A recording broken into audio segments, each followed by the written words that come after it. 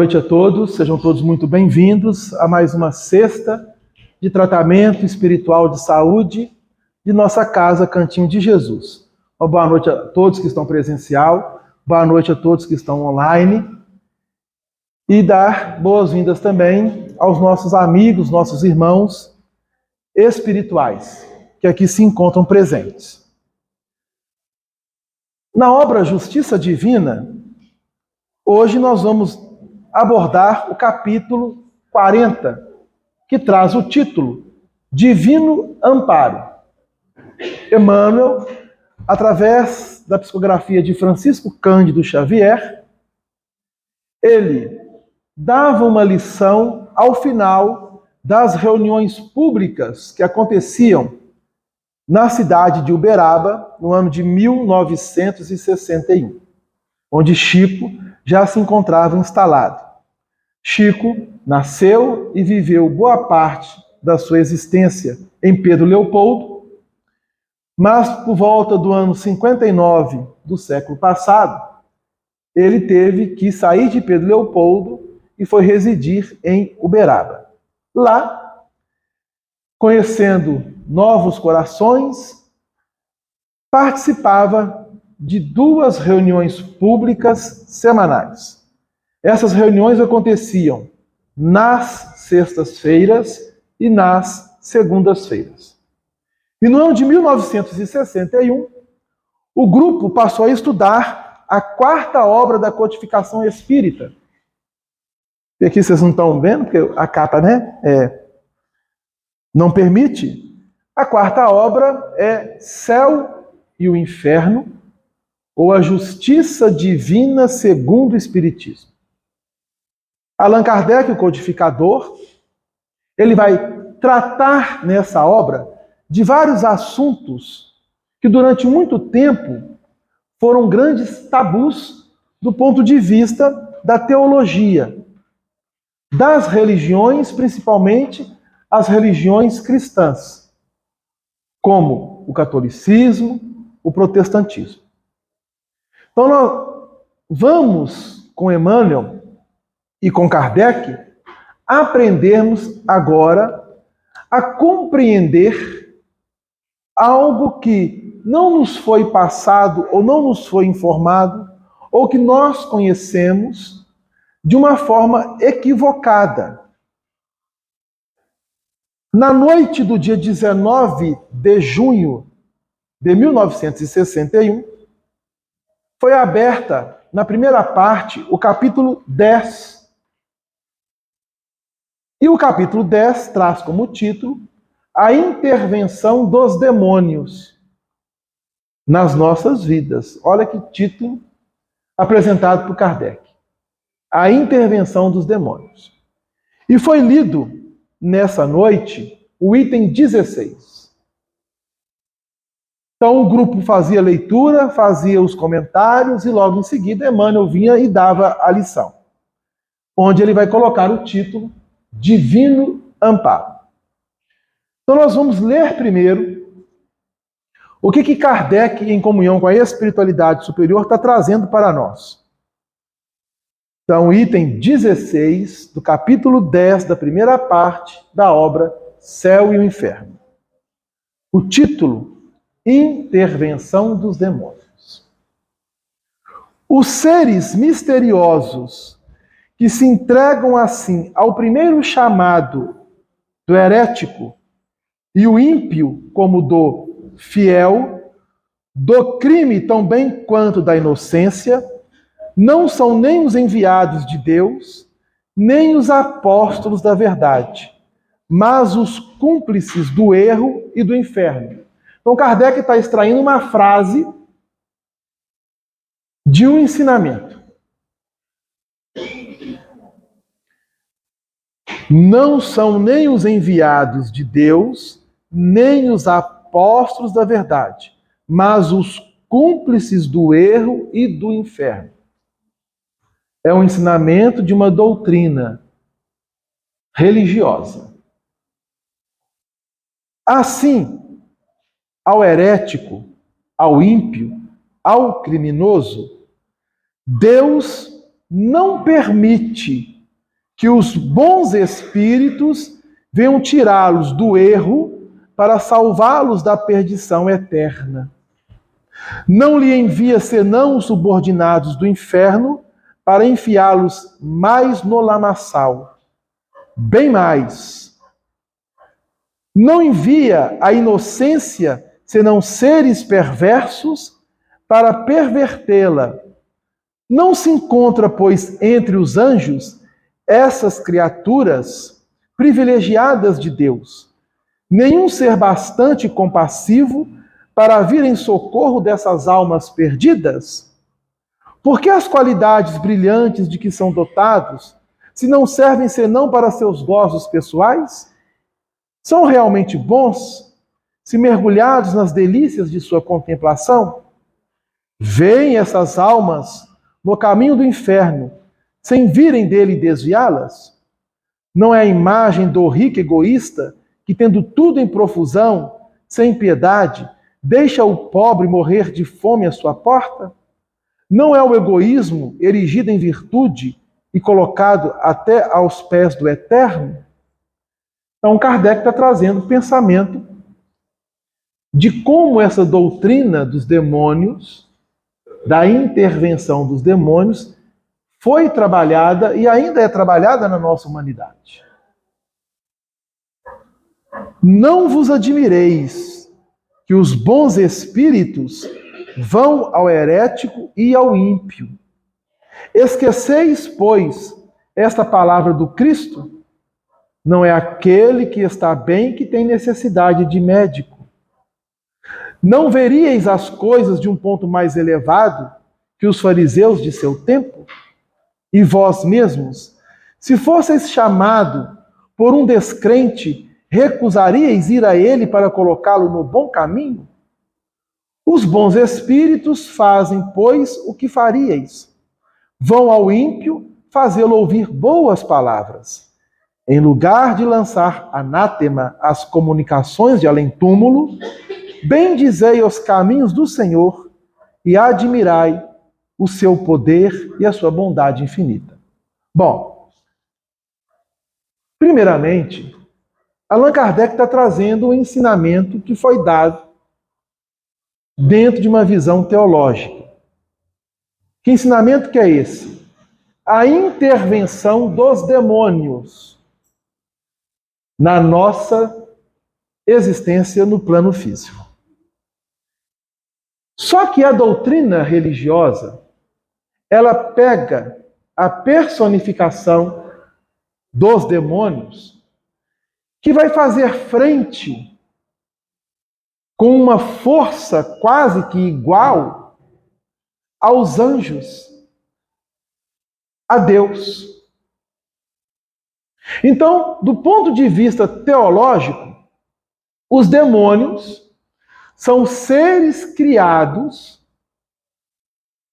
por Satanás e que vão fazer frente a Deus. Mas aí, houve uma discussão entre os teólogos. Mas Deus não é o criador de tudo? Se Ele é o criador de tudo, como que pode então ter uma força contrária a Ele? De onde que surgiu essa força? Então, fizeram com que o demônio fosse uma criação divina. Mas como pode ser isso? Se Deus é a bondade, é a justiça soberana, se Deus é bom e misericordioso, como Ele pode ter feito criaturas fadadas eternamente a promover e a realizar o mal? Aí achou-se um meio termo. E qual foi o meio termo? Buscaram nos textos bíblicos. E nos textos bíblicos vai ser apresentado a queda de Satanás do céu. Jesus, no Evangelho de Lucas, quando ele encaminha os apóstolos para levar a sua mensagem, e quando os apóstolos e os discípulos retornam, todos eles entusiasmados, falando com Jesus, mestre, mas foi tão bom aonde nós fomos e levando a sua mensagem, que até os demônios nos submeteram, ou se submeteram a nós. E Jesus fala com eles: alegrai-vos, não pelo fato dos demônios terem sido submetidos a vocês, mas alegrai-vos porque os vossos nomes estão inscritos no reino dos céus. Eis que vi Satanás cair do céu como um relâmpago. Então Jesus fala isso com os apóstolos.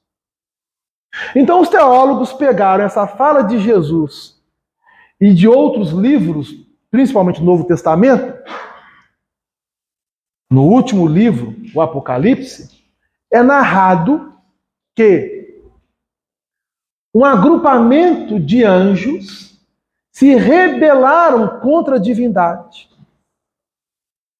E um anjo que vai ser, no dizer de muitos teólogos, o chefe, do policiamento do céu, fez com que eles saíssem da condição em que se encontravam e virem para a terra. Todos esses demônios estavam sendo capitaneados por Lúcifer. Essa é a ideia da teologia. De que os demônios se tornaram demônios por se revoltarem, se rebelarem contra Deus e a sua justiça. A doutrina espírita, ela vai trazer um outro tipo de esclarecimento para nós. E qual é esse esclarecimento? É muito dia. Ela vai trazer essa informação para nós, tradicional. Mas qual que é a interpretação da doutrina espírita em relação aos demônios? Então a doutrina espírita vai nos informar que os demônios nada mais são do que os espíritos imperfeitos. Então nós temos uma escala espírita proposta no Livro dos Espíritos, onde temos 3 ordens. Na primeira ordem estão os espíritos puros. Na segunda ordem estão os bons espíritos. E na terceira ordem estão os espíritos imperfeitos. Para se chegar a um espírito puro, é como se nós ascendêssemos a uma escada. Essa escada ficou meio torta, né? Eu vou refazer essa escada. A escada ficou horrível. Não, mas um degrau torto desse jeito, a gente vai chegar nunca lá.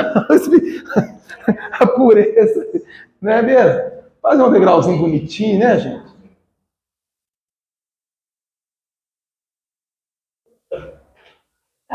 Bom, aqui representa o quê? A nossa caminhada até chegar à primeira ordem. Para a doutrina espírita, Deus, que é o Criador, ele não criou seres privilegiados. Ele criou todos os espíritos iguais. E todos os espíritos começaram aqui, ó. E foram subindo. Os que alcançaram a primeira ordem chegaram à condição de pureza. Na Terra, nós apenas conhecemos um espírito puro. Quem? Jesus. É um espírito puro. Mas ele começou aqui, ó, até chegar a essa condição. Então, quando se fala em anjos, os anjos, para chegarem a uma condição superior, eles foram avançando. Cada etapa, degrau a degrau. E à medida que nós vamos avançando, nós vamos conquistando virtudes, valores. E aquilo que se conquista não pode ser retirado.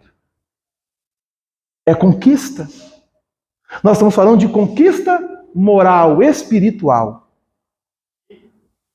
O espírito que atinge, por exemplo, o piso da humildade, conquistou a humildade em si, ele não a perde jamais. Um espírito que conquistou a virtude da paciência jamais fica impaciente. E aí vamos notar que ainda necessitamos trabalhar humildade, paciência, tolerância e uma série de coisas. Por isso nós estamos aqui, nesse degrau, na terceira ordem. Porque a grande maioria de nós somos espíritos imperfeitos, buscando avançar para a segunda ordem, para nos tornarmos bons espíritos. Quando nós passamos a refletir sobre isso, a doutrina dos demônios, que foi apresentada pela teologia, ela cai por terra.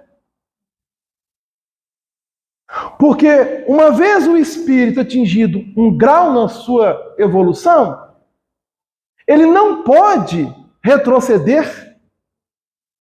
Ele não perde aquela virtude. Não há como. Mas para que nós possamos aceitar isso, vai dizendo, como é que eu vou fazer apenas em uma existência sair da condição de espírito imperfeito para me tornar bom espírito até alcançar a pureza? Eu não consigo fazer apenas em uma existência. Aí a doutrina espírita, ela vem reviver uma proposta que já era ensinada anteriormente à chegada de Cristo na Terra. A pluralidade das existências. A reencarnação. Então, a cada reencarnação, o espírito ele vai habitar temporariamente um corpo físico para avançar degrau a degrau até chegar ao topo, até conseguirmos chegar à condição que Jesus chegou. Aí muitos vão se marcar, Adelano, mas isso é impossível. Não. Porque Jesus começou aqui. E hoje é um espírito puro. Um único espírito puro da terra. Ah, mas e os outros? Tantos que nós poderíamos citar. Por exemplo, a própria mãe de Jesus, Maria de Nazaré, por mais evoluída, por mais superior que Maria conseguiu alcançar, ela ainda não chegou à condição de ser um espírito puro. Então, à medida que a doutrina espírita vai nos esclarecendo isso, a questão dos demônios vai caindo por terra, por falta de lógica. Mas por que há a intervenção dos demônios? E por que nós personificamos os demônios? Por causa da nossa imperfeição. Nós, como espíritos imperfeitos, projetamos para o outro as nossas imperfeições. E por que nós projetamos? Para culpar. Então, quando fazemos algo de errado, nós não temos o hábito de assumir o erro. O nosso hábito é culpar o outro por aquilo que nós cometemos de errado. Ah, eu fiz isso porque fulano de tal agiu dessa forma comigo. Nós sempre Jogamos para o outro, nunca para nós, a responsabilidade. Então, o que Kardec está afirmando aqui? Neste capítulo 9, nesse capítulo 10, no item 16. Não vos admireis que os bons espíritos vão ao herético e ao ímpio. Jamais esqueceis a palavra do Cristo. Não são sãos que necessitam de médico, mas os enfermos. Os espíritos que se agrupam na terceira ordem da escala espírita são espíritos enfermos. Mas que tipo de enfermidade? Moral e espiritual. Nós estamos falando da enfermidade física. Porque a enfermidade física, ela é consequência da enfermidade moral e espiritual. Como modificar isso? Trabalhando e nos esforçando para vencer a nós mesmos. Subindo os degraus da escala, até chegarmos a uma condição melhor daquela que nós nos encontramos hoje. E é por isso que Emmanuel vai trazer, então, na lição da obra Justiça Divina, esse título, Divino Amparo. Se acreditas que o hálito das entidades angélicas bafeja exclusivamente os cultivadores da virtude, medita na providência divina, que honra o sol na grandeza do espaço, mas induzindo a sustentar os seres que ainda jazem colados à crosta do planeta, inclusive os últimos vermes que rastejam no chão. Contempla os quadros que te circundam em todas as direções e reconhecerás o amor infinito, buscando suprimir em silêncio as situações deprimentes da natureza. Cachoeiras cobrem abismos. Fontes alimentam a terra seca. Astros clareiam o céu noturno. Flores valorizam espinheirais. No campo do pensamento em que estagias, surpreenderás esse mesmo infinito amor, procurando extinguir as condições inferiores da humanidade. Então, o trabalho dos bons espíritos é eliminar as imperfeições que ainda graçam na terra. E aí o que Emmanuel vai dizer? Pais transfigurados em gênios de ternura, professores desfazendo as sombras da ignorância, médicos a sanarem doenças, almas generosas socorrendo a necessidade. É um amparo divino. Não estranhes assim a atitude dos espíritos benevolentes que estendem as mãos, por meio da mediunidade, a companheiros do mundo que te pareçam indignos. Recorda os lírios que desabrocham no estrume, as mães que se escravizam por sublime renúncia ao pé de filhos ingratos, e mesmo diante do irmão, reconhecidamente criminoso ou viciado, que te fale de esperanças e consolações recebidas do alto, aprende a respeitar junto dele a manifestação da esfera superior, que solicita a renovação para o bem.